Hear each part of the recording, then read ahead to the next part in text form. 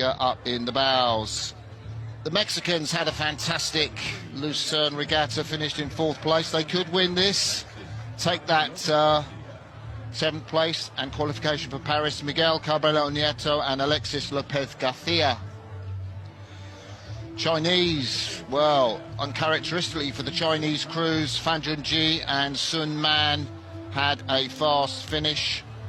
Will they need that today? Surely they will. The experience of Matthew Dunham for New Zealand in the bow seat, the former Diamond Sculls winner, now partnered with Chris Stockley in the stroke seat. The man from the West End Club in Auckland. And the young Polish sculler Daniel Galeza in the stroke seat of this crew, partnered by the Tokyo Olympian Jerzy Kowalski. These two men coached by Olympic champion in lightweight men's doubles, Robert Sitch. And there are the Irish in the crowd. I think they're saluting the Irish lightweight women's double who are coming into the pontoon. Yeah, so we return to the start for this B final of the lightweight men's double. The celebrations are going on for the Irish with their women's lightweight double. Who will be celebrating at the end of this one? Only one place to Paris, the winner of this B final. As we hear the call over, the attention, and we're about to go. And they're off in final B of the lightweight men's double sculls. Mexico here in lane 3 on your screen, but a fast start there in the middle of the field, as we would expect from Mexico and China. Yeah, Mexico could do this, but the Germans over there on the far side in lane 1, there was that dramatic flip where they fell in, had to get back in the boat and qualify for the later rounds. So Rommel and Leerkamp have got an outside lane, the faster crews in the centre, so let's not discount them. Yeah, we've had a few big moments, haven't we, on the lake? And yeah, that big flip from the Germans. They were sculling along one moment through the 1,000, flipped in. So yeah, they're on that outside lane. We've got the fast-starting Chinese taking the lead here. I would fancy the Germans, of course. Johnny Rommelmann, silver medalist from the Tokyo Olympics. His double partner heading off and starting cycling. So he's got this new partnership with Paul Leerkamp. I think that they would have to be one of the crews to beat. They were doing really well in their previous race and, as we said, flipped into the water. So they're the ones to watch.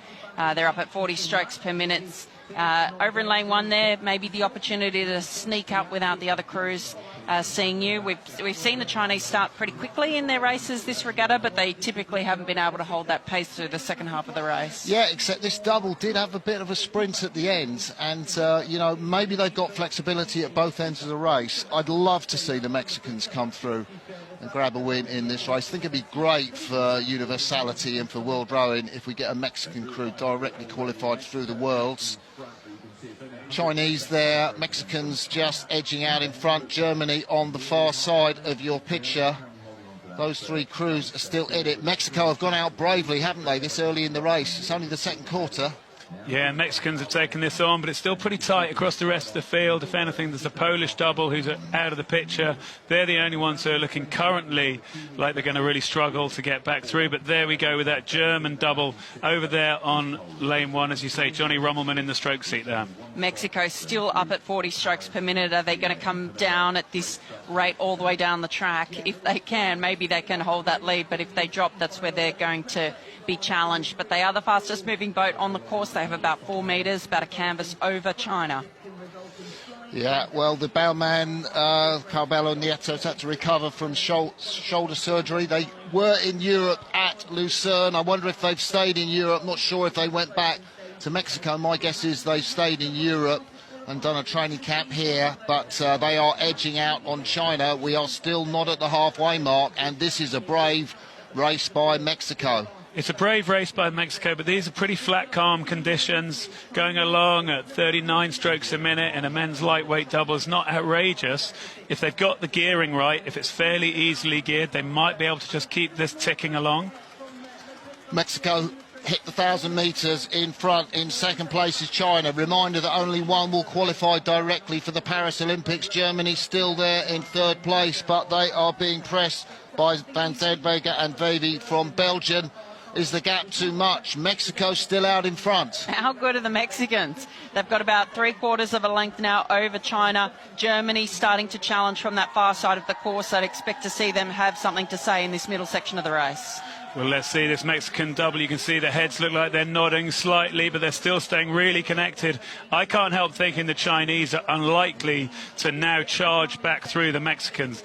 The story here, I think, is whether the Mexicans will get caught by the Germans over there in lane 1. Yeah, Jonathan Rommelmann really been conservative in the first part of this race. I guess it's going to be really motivational for Rommelmann and Leerkamp to see them moving through the field. They'll have to look a long way round. I think John Rommelmann looked round there, didn't he? Yeah, he had a look over to the middle of the field. He can see that they've got about a length to make up on the Mexicans if they want to get that all-important qualifying position, but they've got they're at the 1350 metre mark, so they have got room to do it. Well, the Mexicans will be desperate to get through these marks, won't they? You can see them at 40 strokes a minute. They've still got clear water. The Chinese are starting to fade, and at the moment the Mexicans are holding that clear water gap against the Germans. So really, really brave third 500. I can't wait to see what happens in the last 500. Didn't the Mexicans fade slightly in Lucerne, but they were in a medal position and then got 4th place? As they come through the 1500 metre mark, the Mexicans still have clear water, but look at the rest of the field compressing now. Belgium and New Zealand coming back into it. It'll take an enormous sprint from someone. We can see this New Zealand boat in front of us.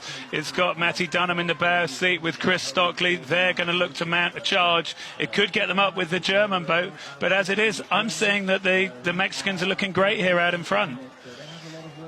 They are flying, the Mexicans. The jeopardy for them will be if that high rate of striking and that effort they put in the second quarter proves too much for them. But you can see the distance there, 16 metres. A look round by Paul Leerkamp. Where are the Mexicans? John Rommelmann looks round. They want that win.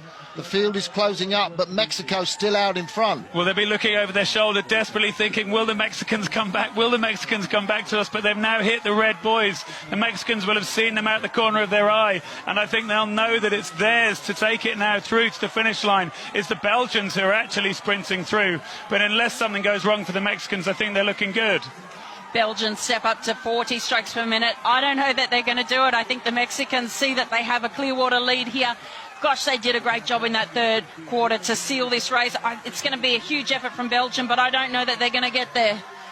A historic result for Mexican rowing. The charge is coming from Niels van Vega and Thibaut Vevey, but it's too little too late for the Belgians. Mexico will grab that qualification slot. Fantastic for universality and world rowing to see a Mexican crew win this race. I think it was Belgium in second place, maybe New Zealand in third.